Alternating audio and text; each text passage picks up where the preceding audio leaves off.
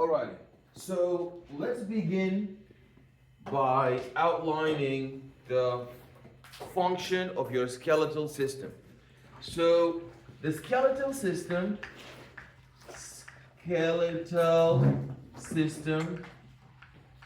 since our course is anatomy meaning structure and physiology meaning function. Anatomy, structure, and physiology, function. Before we go into the structure and function of the skeletal system, we need to understand that the skeletal system works so closely with what other system that we even combine them together. Yeah, the muscular system. That's why we say the musculoskeletal system. The musculoskeletal system. Because the two systems, the muscular and the skeletal system, are so close geographically, anatomically. They are so close to each other. And they are so close functionally, physiologically. That's why we bring them together. And they're even so close pathologically, disease-wise. Rarely would you find somebody with a skeletal disease problem and they don't have anything wrong with their muscular system. So they are so close physiologically, anatomically, and pathologically. When we look at the anatomy of the skeletal system, we discussed in the past that we have 4 different types of tissues. What are the 4 different types of tissues?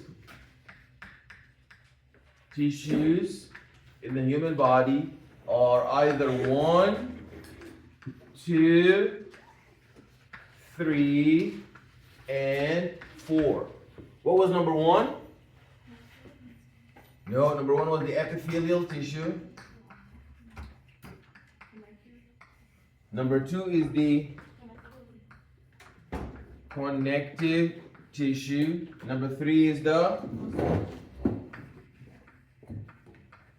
muscular tissue, and lastly is the nervous. And we mentioned that the epithelial tissue is a combination of basement membrane with cell shape. So we have some cells that look like an egg sunny side up, squamous cells. There are other cells that look like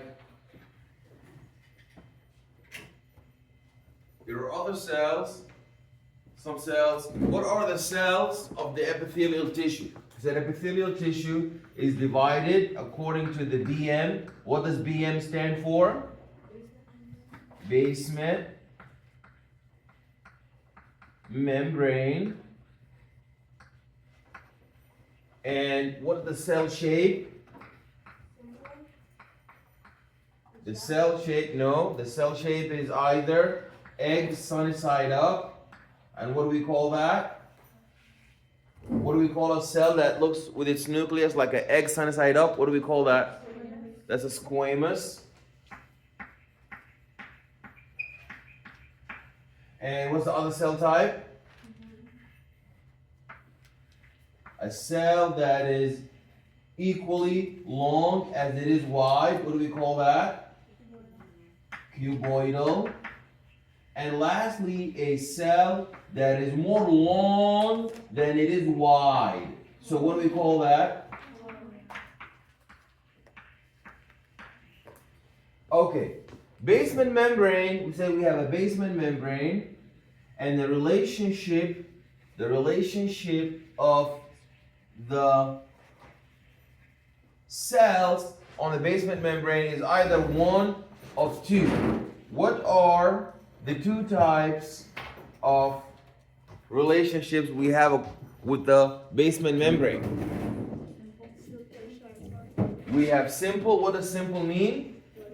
You have one layer of cells that are touching the basement membrane. We call that simple tissue. And we talked about the other type of combination where you have, so in simple tissue you have only one layer, no more than that. But if you have multiple layers, two or more, then what do we call that type of tissue?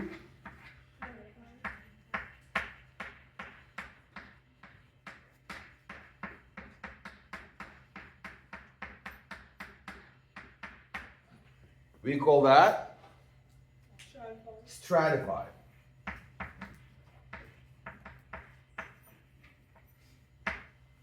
Okay, so that was epithelial. Then connective, we said there are so many different types of connective tissue. That is hyaline cartilage. There's an A here. There's a hyaline cartilage. There's also loose and dense connective tissue. Those are two different types of tissues, by the way. Two different types of connective tissue. I just put them as one, loose and dense. And number three, what do we have? We have the blood. That's an example of connective tissue. In addition, what do we have? To the blood, what do we have? In addition to blood, what do we have? Bone. That's an example of connective tissue. What about reticular tissue? Reticular tissue. What about areola? Areolar tissue. So the connective tissue is the most diverse type of tissue. Lastly, we have muscular tissue, and there are three different types of muscular tissue. 1, 2, and 3. What's the first type of muscular tissue out there? There's cardiac tissue, cardiac muscular tissue. Where do we find that? The heart. That's the cardiac muscle that's found in the heart. Excellent. Else? What else besides cardiac? Smooth muscular tissue. And where do we find that? In the walls of hollow organs. And in the blood vessels. In the blood vessels. And lastly, we have the skeletal muscle. And this is what we're going to be looking at today. Skeletal muscle. And lastly, we have the nervous tissue. There's only one type of nervous tissue involving the neurons. No more than that. Are we clear? Questions? Okay. Now back to our skeletal system. Anatomy, structure, physiology, function. We know that the structure and the anatomy of our skeletal system is that we're dealing with a connective tissue. So the skeletal system is not muscular tissue, it is not epithelial tissue, it is not a nervous tissue, although it deals with it. It deals with it. Bone tissue deals with a lot of other types of tissues besides we will see there's different types of tissues that make up your bone. So for example, your bone has hard, tough, calcified tissue. It has hard, tough, calcified tissue because it's rich in a substance known as hydroxyapatite. Hydroxyapatite. That's what makes your bone tough. That is what makes your bone really strong and tough. Is that clear? Questions? If you bring a baseball bat, and you slice the baseball bat in half sagittally, or you slice the baseball bat coronally, and you look at the surface of the baseball bat, or you look in the middle of the baseball bat, will you find anything besides wood? So it's wood all over. But when you look at the bone tissue, if you bring a bone, like the humerus bone or the femur, and you slice it sagittally or coronally, and you look in the middle, will it be all bone all around? Will it be all bone? No. There's different types of tissue. So the bony part is the hydroxy.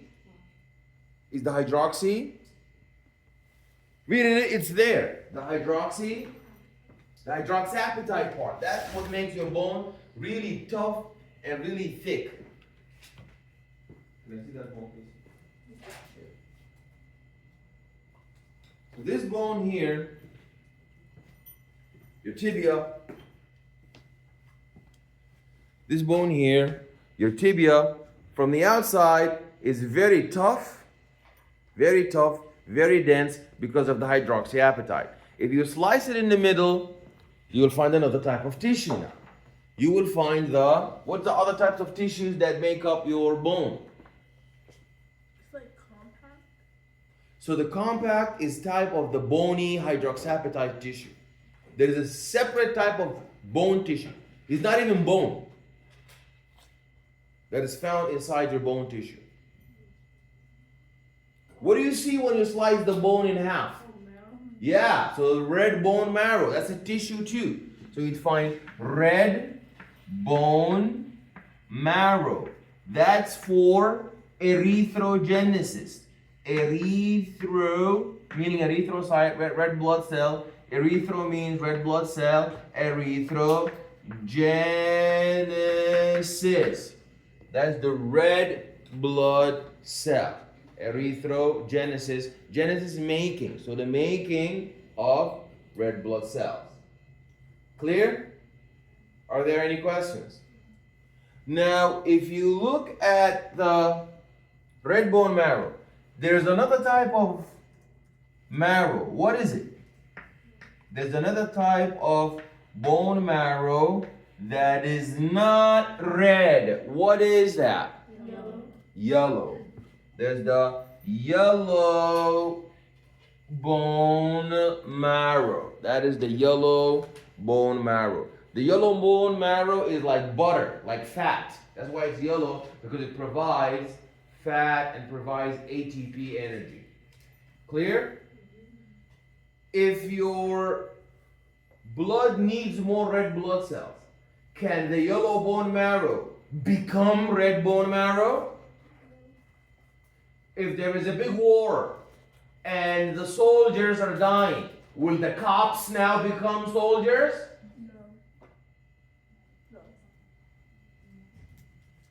If there is war and we're dying and all the soldiers are dying, can the NYPD and LAPD, all the police, now they go and they serve in the military? Yes, because you don't want to get killed, you don't want to die. So usually it doesn't happen. Usually it does not happen, but it would happen in extreme conditions. Same thing, yellow bone marrow at sometimes when there is like excruciating needs to become, to make red blood cells, we would have yellow bone marrow converted into red bone marrow. So if you look at the function, you see the structure of the bone. It has a casing on the outside. You know the sausage? The sausage. And anybody had sausage? Anybody had sausage? Is sausage delicious? Yeah, sausage is delicious. But the outside part of the sausage, yeah, I'm fasting, I'm hungry, I'm thinking of food now. The outside part of the sausage, that inedible part, the part that you don't eat, that part that is like a bag, your bone has one of that too. You just don't notice it. It's called the periosteum. Very good. Periosteum. That's like the casing of the hot dog, but we have a casing of the sausage. What's the difference between a hot dog and a sausage? I heard that the hot dog is bad. I'm never eating hot dog no more. There's many papers coming out saying that hot dogs lead to brain damage and cancer. So I haven't had hot dogs, and I don't think I will be having them anytime soon. But sausages are a different story. My mom makes nice sausages. I like to eat them with eggs. Anybody had that? Anybody try? No, I'm not talking about the circular sausages. Those are disgusting. I'm talking about the long sausages.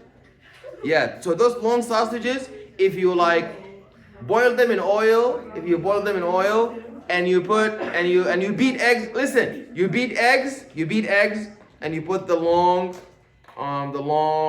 sausages, yum. I can't wait to break my fast in 4 more hours. And then you put the eggs on top of it, and then you put black pepper, oh good God, you're not gonna share with nobody. But anyways,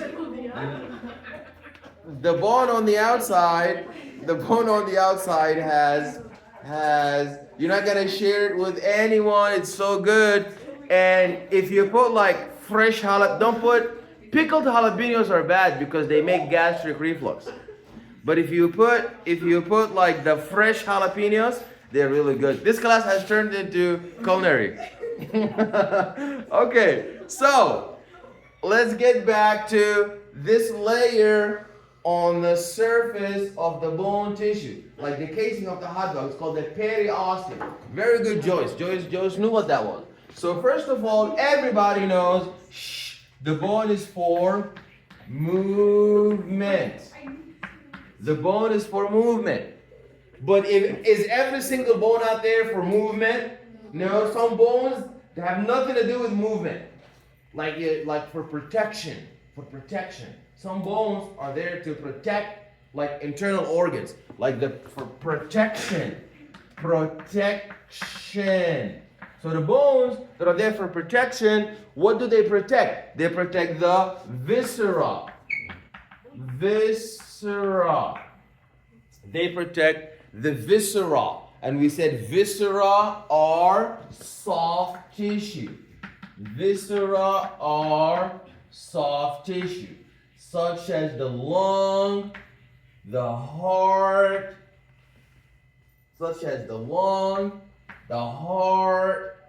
and the kidneys, such as the lung, the heart, the kidneys, the intestines.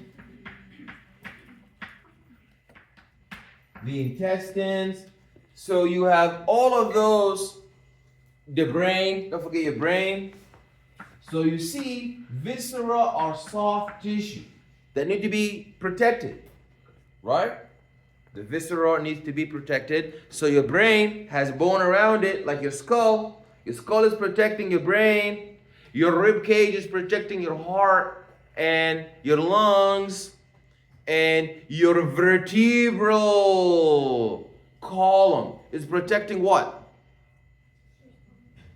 Your spinal cord. The spinal tube that is going inside your vertebral column. And for protection, for movement, and also we know that it's for blood. Erythrogenesis.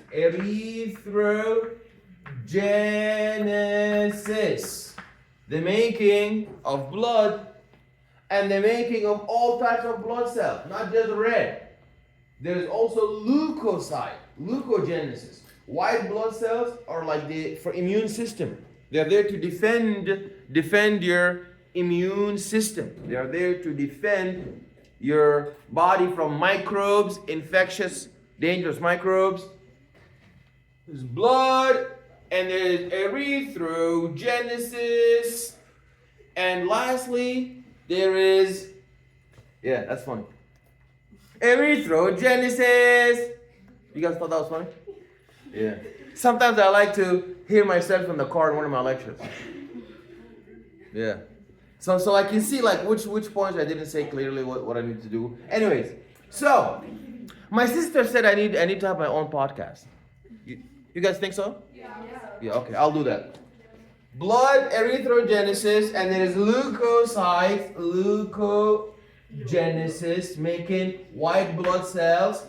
And don't forget that the bone is mineral bank.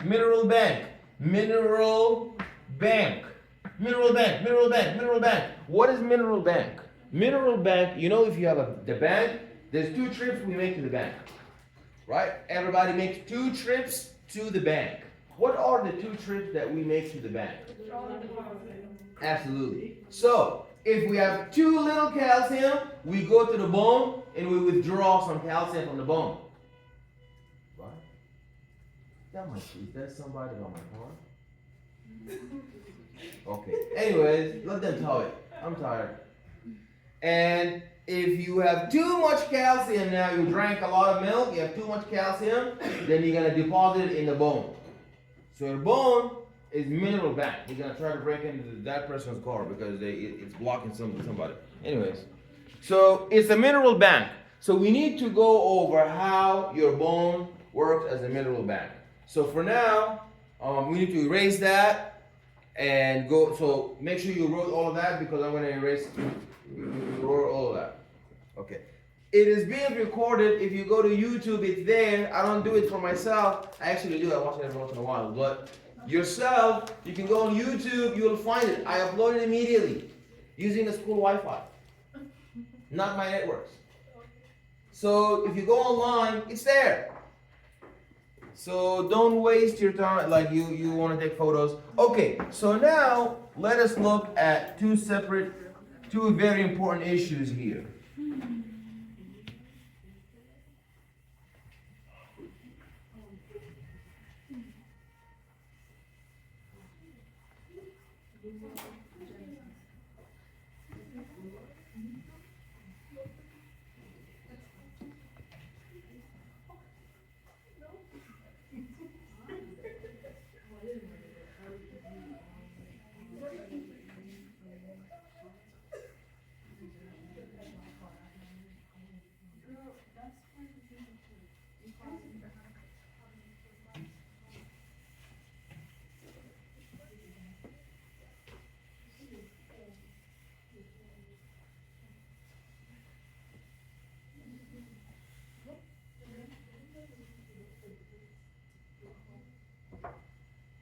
Okay.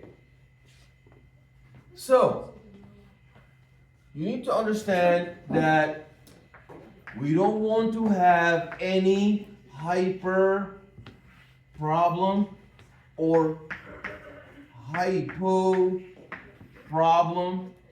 So, if you think about it, there is hypertension, that's a big problem.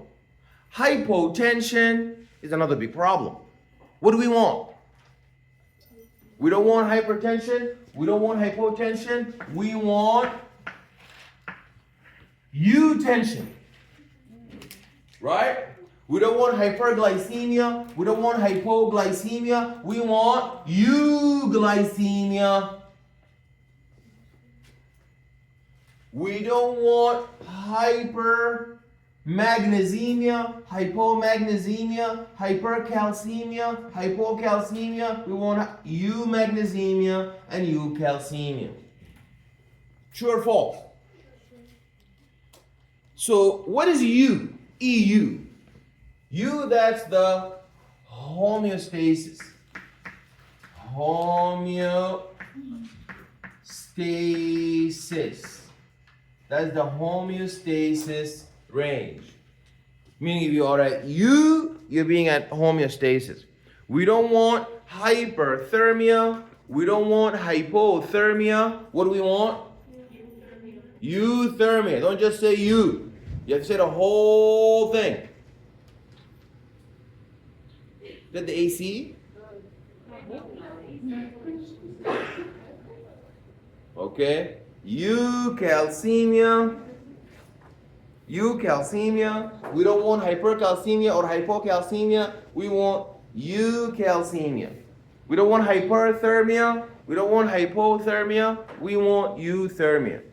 Many students have a problem understanding what homeostasis is. Homeostasis means that no matter what's happening on the outside, you're not affected on the inside. It's your ability to maintain a constant internal environment no matter what's on the outside. For example, think of it this way. You make 3 trips. One trip, you're nice, comfortable in your home. And you put the thermometer under your tongue and you record your temperature. That's scenario number 1. Scenario number 2, you go out in the cold when it's freezing outside. And you put the thermometer under your tongue and you record the reading. Two scenarios so far. The third scenario is when you go run a marathon and you put the thermometer under your tongue and you record the temperature. One time you recorded the temperature with the thermometer at your home, relaxed.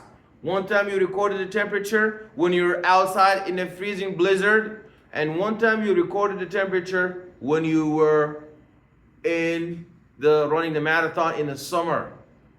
Raise your hand if you think that you will have 3 different readings. Raise your hand, don't be afraid. Raise your hand if you think you will have 3 different readings. No, you're absolutely wrong. You will have the same reading because your body compensated. When it was so hot, you sweat. When it was so cold, you shivered. And that brought your temperature to a stable euthermia, no matter what, on the outside, blizzard or heat. But if you had a dead body, let's say we go to the morgue and we go and we borrow a cadaver, and we bring the dead body inside the home, and we put the thermometer under its tongue. We record the temperature. Shh. Then we take the dead body in a blizzard and we record the temperature. And we take the dead body in a really hot room, for example, and we record the temperature. Now you will have 3 different readings because it's dead. It cannot maintain homeostasis. But you, no matter where you were, running the marathon in the heat, your temperature still the same, euthermia 37 degrees Celsius. You're out there in the cold, your temperature still the same because you shiver. So your body has built-in systems to ensure that you have a homeostasis despite what's happening on the outside. Despite what's going on the outside. Doesn't really matter. Are we clear? Despite what's happening on the outside, doesn't really matter. You're going to maintain. So homeostasis or U range is when you maintain a constant internal environment no matter what are the external stressors. Are we clear? So now let's look at somebody who has hypercalcemia. So it's not an issue of the more the better. If you have too much calcium, that is known as hypercalcemia. Remember, we don't want hyper anything. We don't want hypercalcemia, hypertension, hyperthermia. We don't want any hyper. We want U range. We want the U range. Are we clear? If you have too much calcium, that is going up, up. Calcium is going up, up.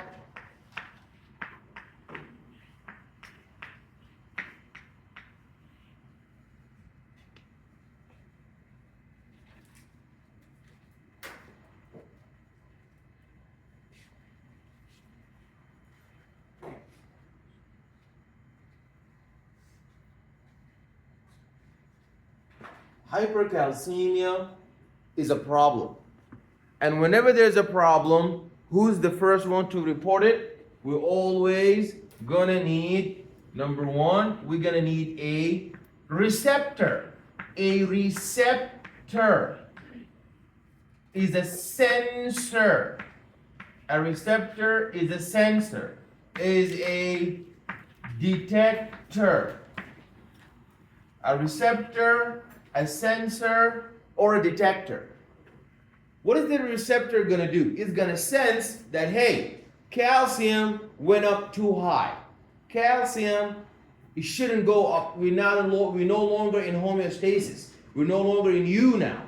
We're being destroyed. That's very dangerous. So what we need now is that the receptor, the sensor, is going to send an input. Is going to send an input command. What is the input going to say? It's going to say what's happening. That there's too much, plus. There's too much of what? Too much of calcium. Very good. And it's going to report that to who? To a control processing and integration center.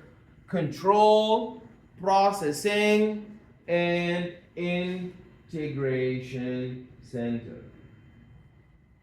Questions? Are we clear? So for example, let's say you're walking down the street. Let's say you and your two friends are walking down the street. And then you guys separate. You go to your home, your friend is going to her home, and your other friend is going to her home too. And you go in different directions. You see, the first friend sees a homeless person unconscious on the ground in the blizzard with an injector and overdose, and they are comatose and they are unconscious. Your other friend is walking around and sees one house on fire. One house lit on fire. And the third friend sees somebody being robbed. What are the three of you going to do? You're going to call 911. You're not going to call the police. You're going to call 911 center. You're going to call the control, the processing, and integration center. You're going to make an input. So you are the receptor. You are the receptor. You sensed something wrong. You detected something wrong. The first friend saw somebody in a coma, overdose, so we need the ambulance. Another person saw somebody's house on fire, so we need the fire truck. And a third person saw what? They saw somebody being robbed, we need the police. So you make an input, but the input is not going to be the same. And then the control center is going to generate an output. The control center is going to generate an output. The control center is going to generate an output. The output is obviously a correcting output. There is a correcting output. If the input was we have something that's too much, high, too much, do you think the output is going to be high or low? It's going to, yeah, because that's what you have to repair the problem by doing the opposite. If the calcium was too high, now you bring it too low, so the output is going to be minus. You have to bring things down, minus and minus, to bring down the calcium. Are we clear? Questions? So the output drops the calcium, and then we come to the homeostasis. What is the output going to be if our hypercalcemia, we had too much calcium was too high? The output is going to be a hormone known as calcitonin.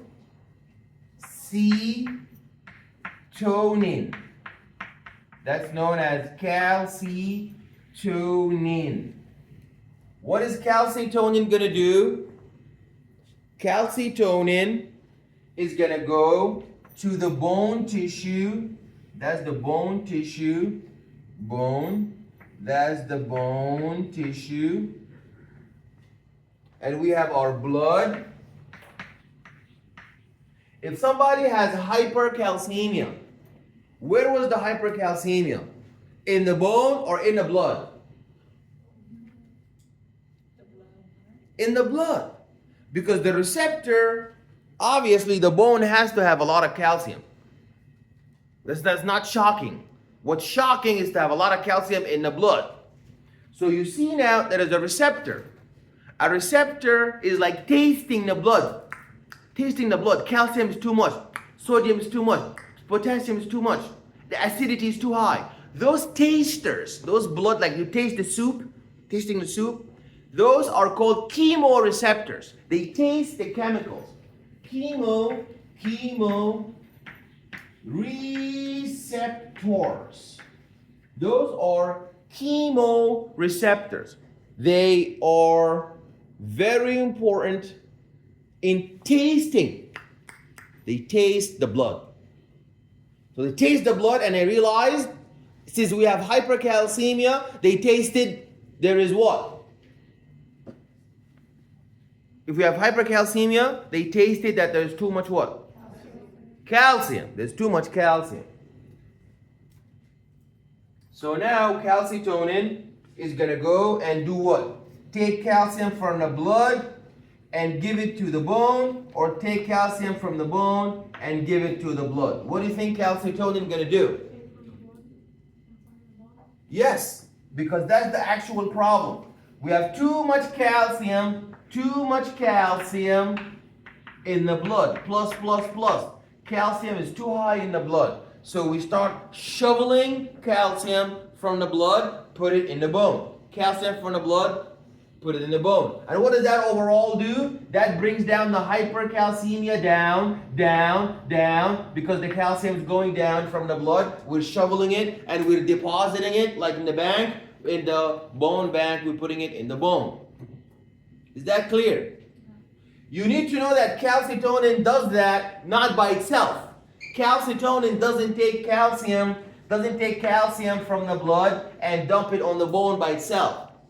It turns on, it activates some cells known as the BBB. BBB is bone building osteoblast. Bone building osteoblast.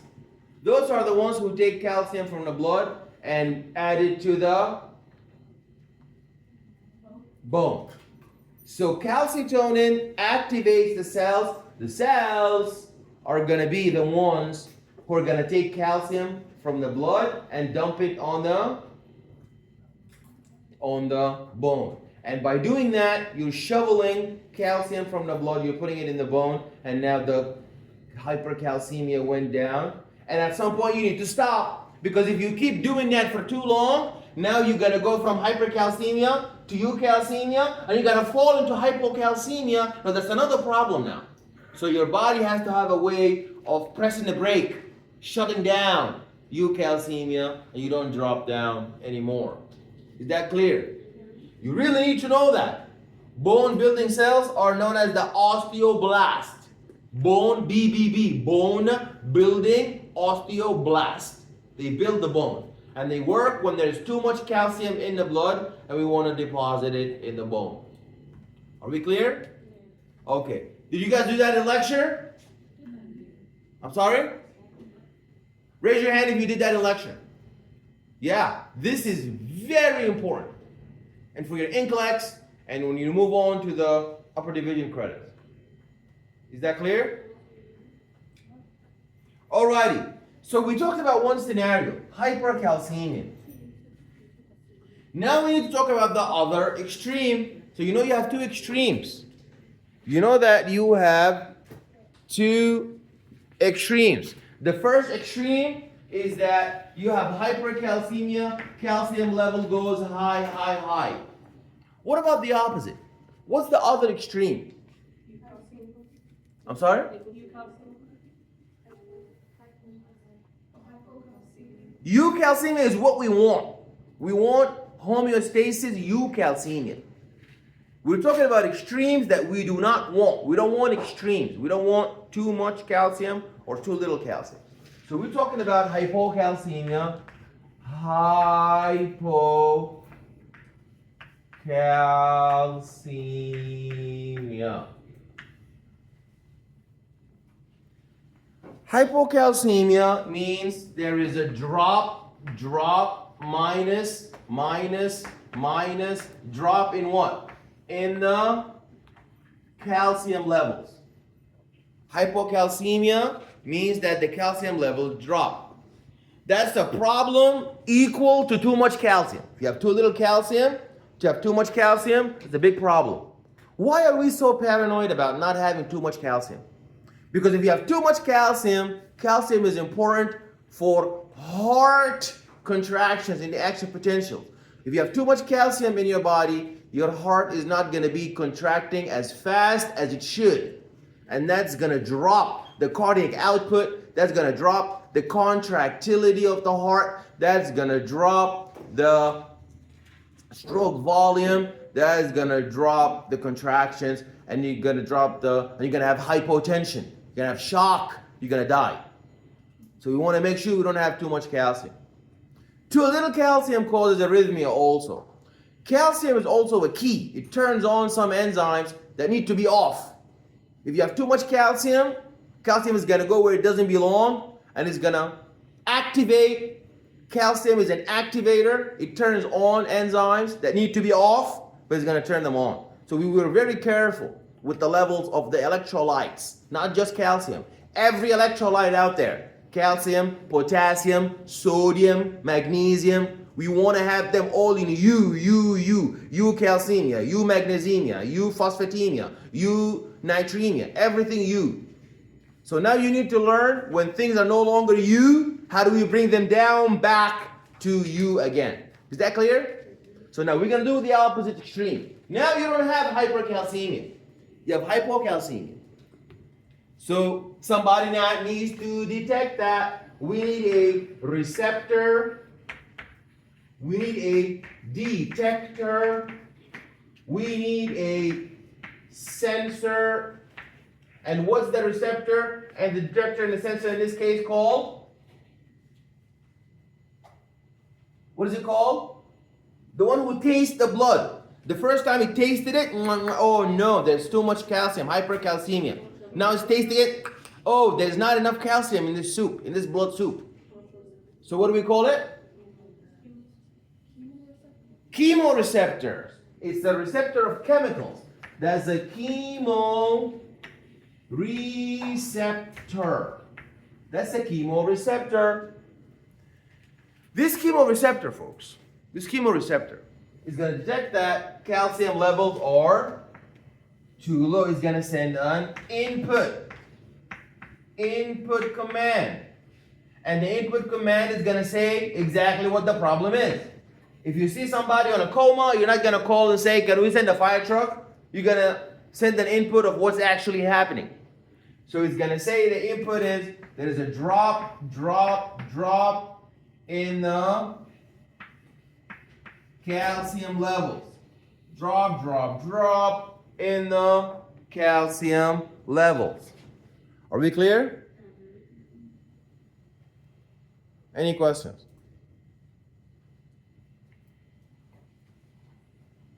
So then we're going to go into a control,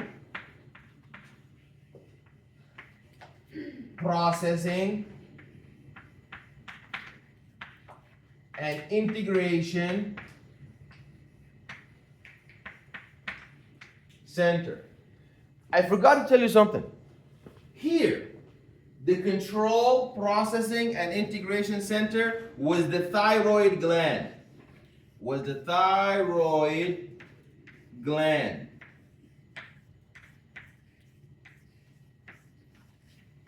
That was the thyroid gland. That was the thyroid gland. The control, processing, integration center, who gets reports when there is too much calcium, hypercalcemia, that is the thyroid gland. When the calcium levels now drop, it is no longer the thyroid gland. You know the thyroid gland looks like a bow tie in front of your neck. This bow tie gland. The thyroid gland looks like a bow tie in front of your neck. But that's the gland that gets activated whenever there is, over there, the thyroid gland, when there is too much calcium. When there is too low calcium, there is another gland in the back of the thyroid, like 4 buttons. Button number 1, button number 2, button number 3, and button number 4. Those are 4 buttons, and that's known as the parathyroid gland. The parathyroid gland. Questions? The parathyroid gland is going to generate, obviously, an output that is a correcting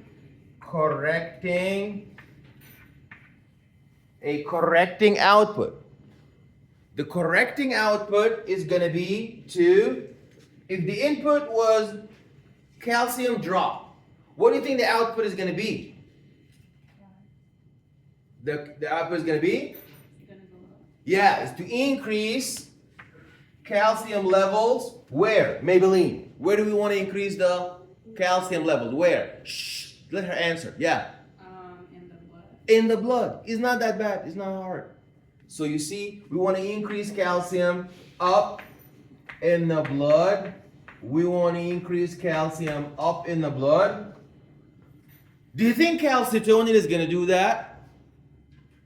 Can calcitonin do that? No, because calcitonin is about shoveling calcium from the blood, putting it in the bone. We already have too little calcium now. We have hypocalcemia. If calcitonin comes out, it's going to take this little bit that's left and it's going to completely remove it now.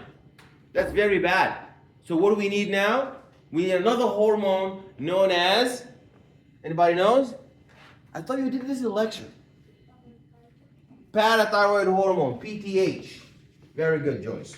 PTH. PTH stands for, you can get a hint? Parathyroid hormone.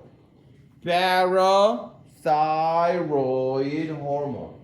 Okay? Parathyroid hormone. Clear? What is the parathyroid going to do? Again, we have the blood compartment. We have the blood compartment. We have the blood compartment and we have the bone. We have the blood compartment and we have the bone. When we had hypercalcemia, the calcium was taken from blood, put in the bone. When you have hypocalcemia, what do you think the parathyroid hormone is going to do? It's going to take from the bone and dump into the blood.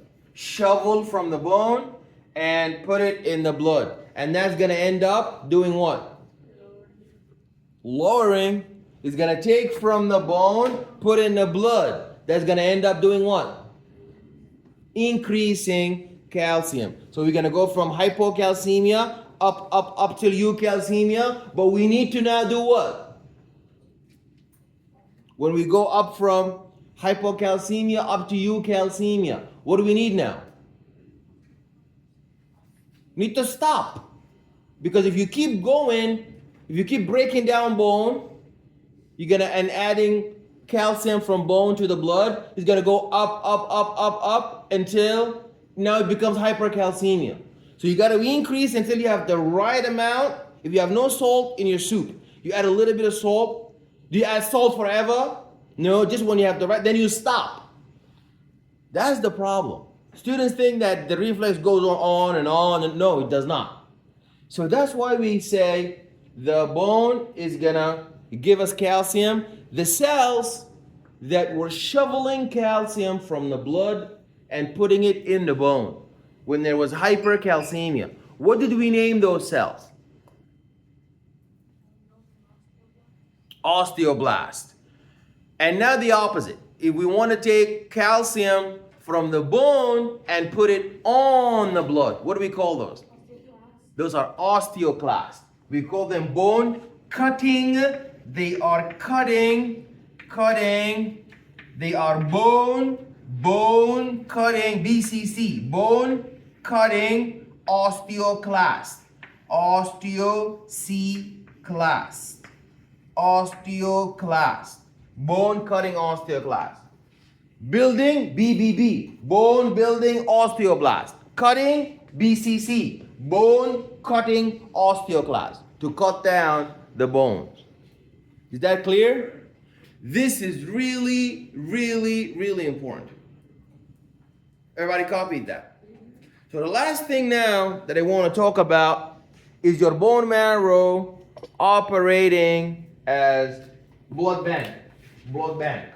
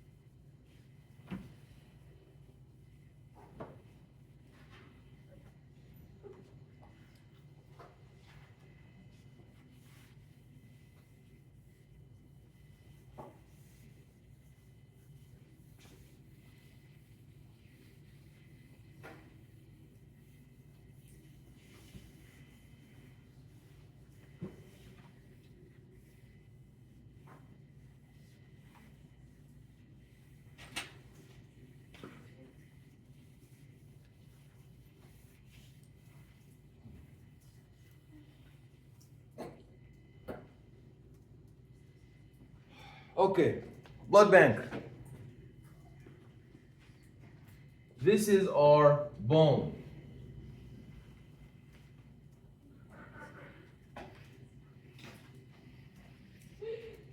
Okay, this is our bone tissue.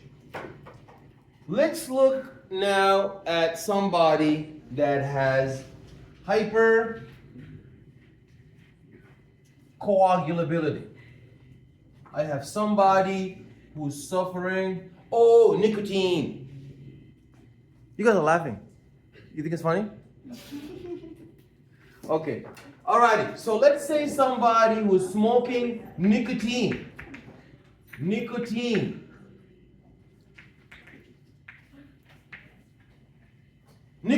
smoke. Vaping. Nicotine, vaping. And the person, nicotine, vape, or somebody that has emphysema. So that's a lung problem.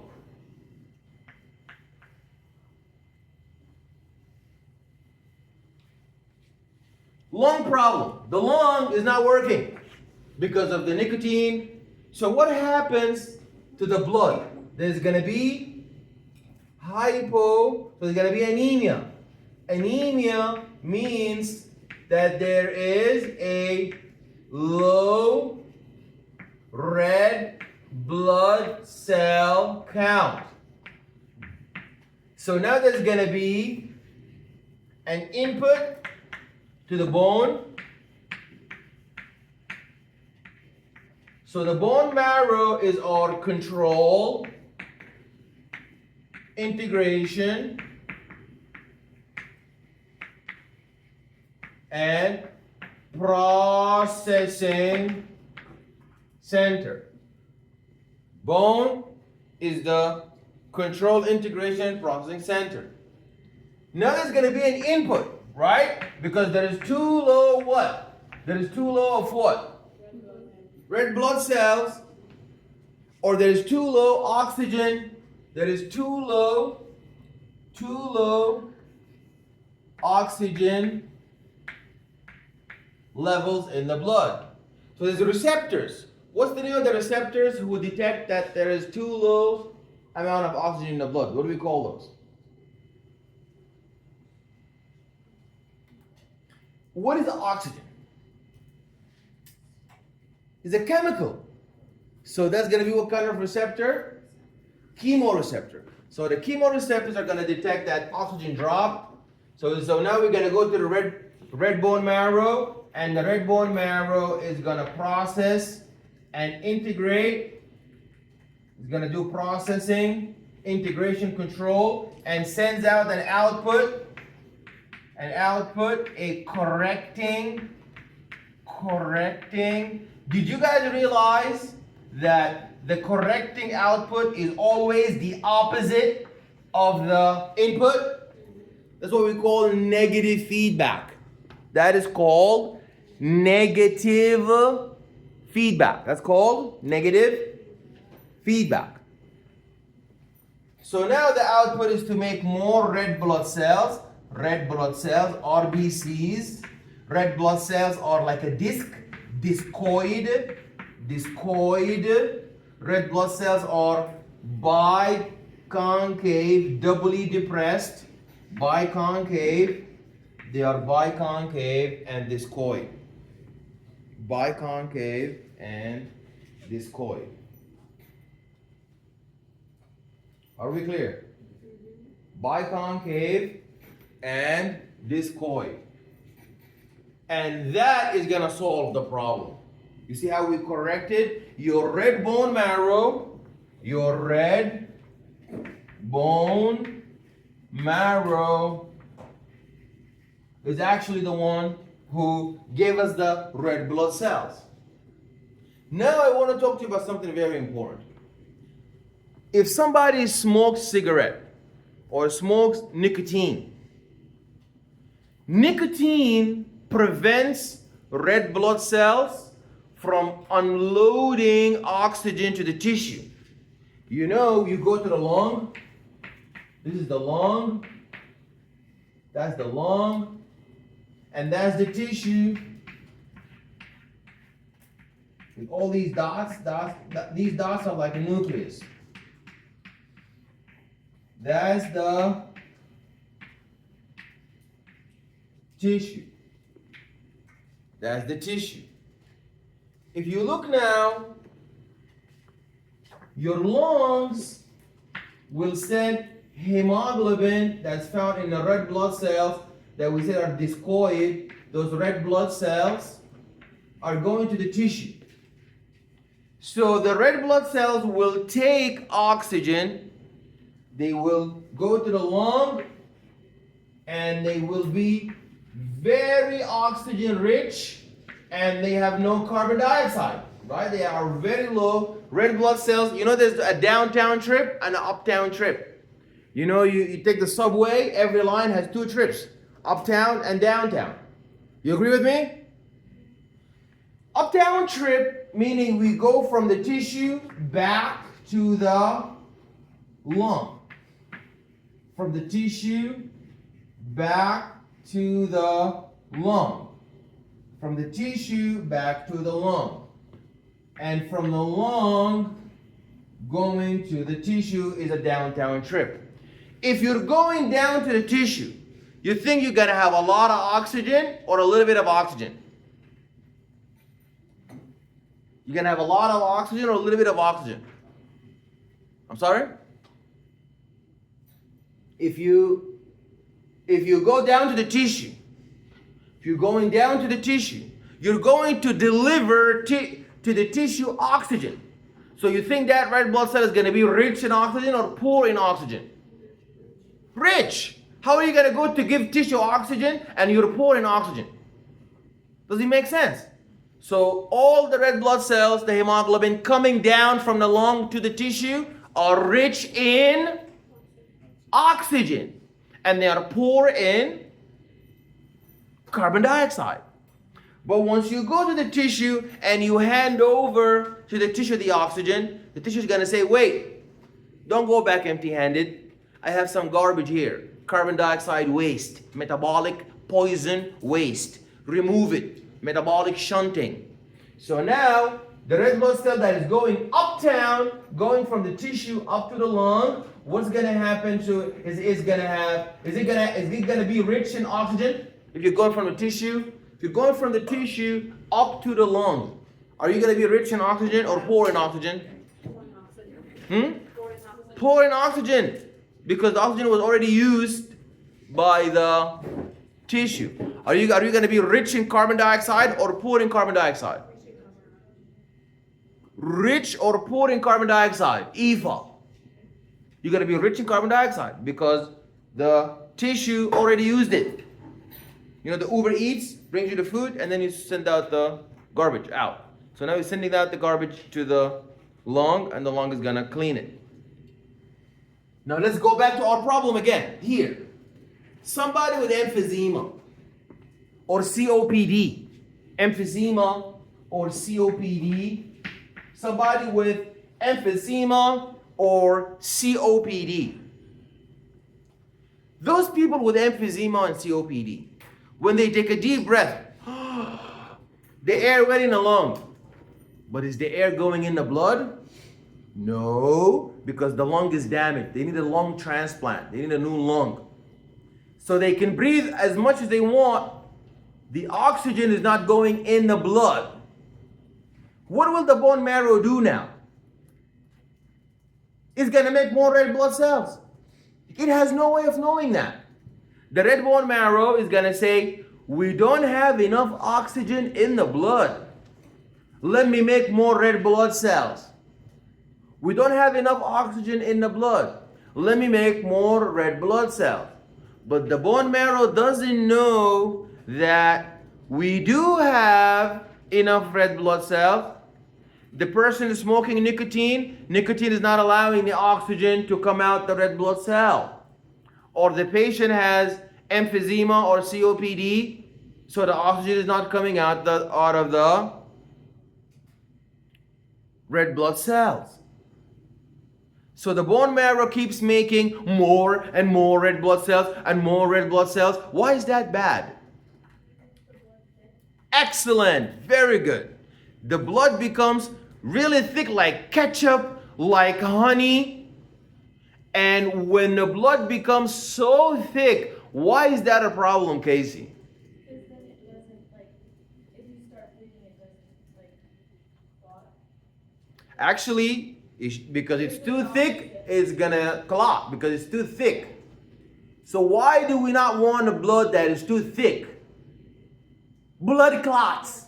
It's gonna clot and it's not gonna pass quickly.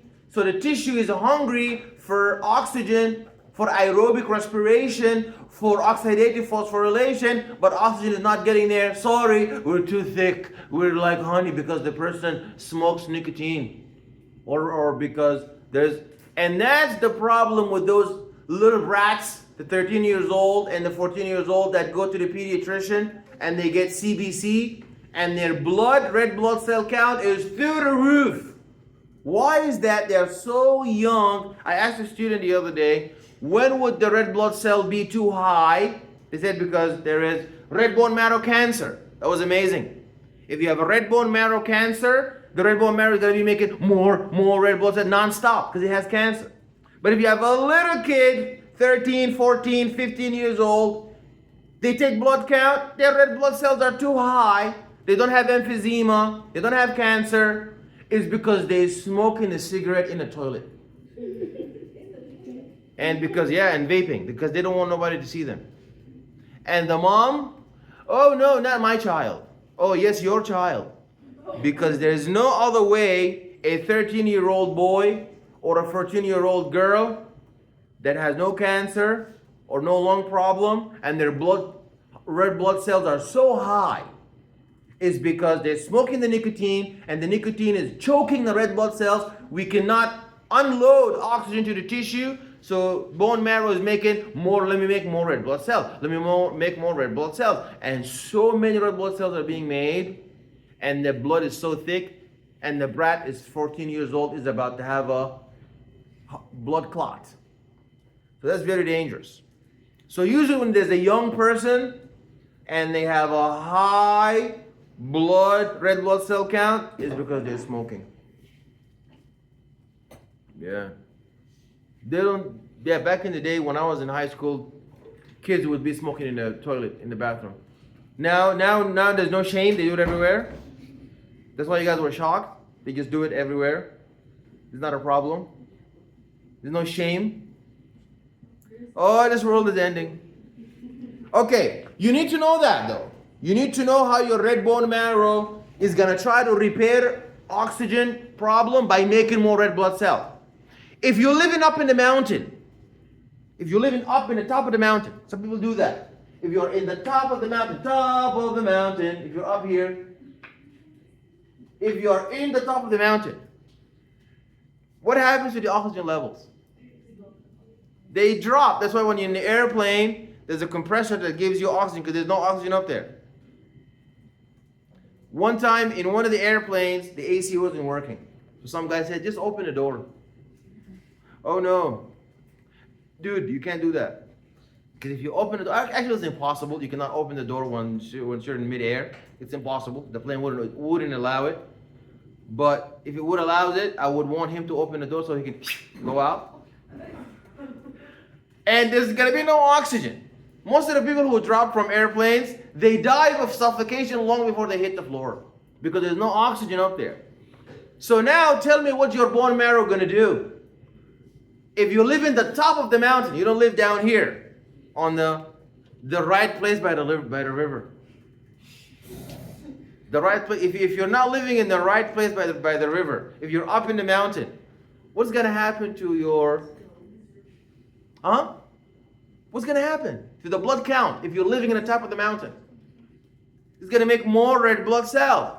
The bone marrow has no way of knowing, oh, this person smokes nicotine. Oh, this person has a lung disease. Oh, this person is, living in the mountain. It's just gonna taste the blood is low in oxygen. Let me make more red blood cells. So people who live in the mountain, up in the mountains, what do we know about people who live up in the mountains besides that they talk funny? Is that they have high red blood cell. Yeah, they talk funny. Why? Yeah, like the way they talk is just hilarious. What do you mean? Yeah, like the way they talk is just like their accents. Like the way they say things. What accent are you talking about? Hmm? I don't talk funny. I was born in the mountains, bro. You were born in a mountain? Yeah, in Puerto Rico. I don't talk funny. I'm not talking about Puerto Rico's mountains. I'm talking about New York's mountains. Okay. So, if you're up in the mountains, what happens to your red blood cell count?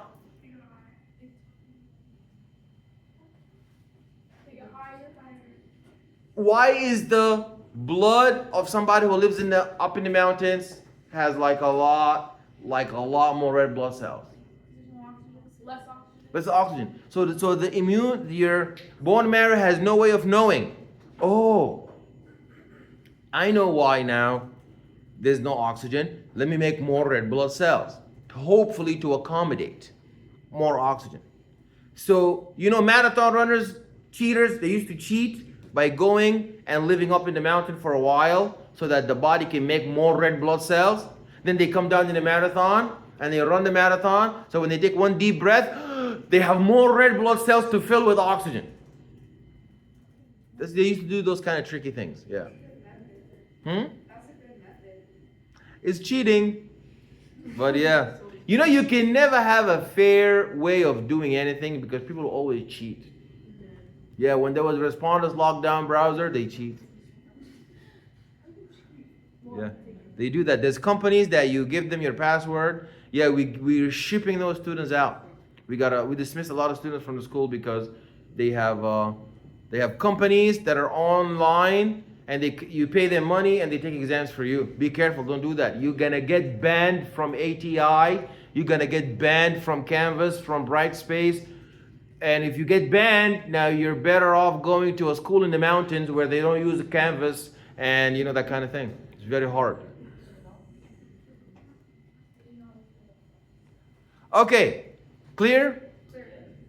And vitamin D. Don't forget about vitamin D. What's another word for vitamin D? Calcitriol. Calcitriol is what takes calcium from the digestive system. Where does calcium usually go? Well, you drink milk. You don't eat with your skin like the fungi. The fungi, they eat with their skin. We eat with our digestive system. So we drink milk, the milk goes in the intestine, then the intestine takes the calcium from the intestine through the vitamin D. If you don't have enough vitamin D, you can drink all the milk you want, it's not getting into the blood, and you're gonna be suffering from hypo what?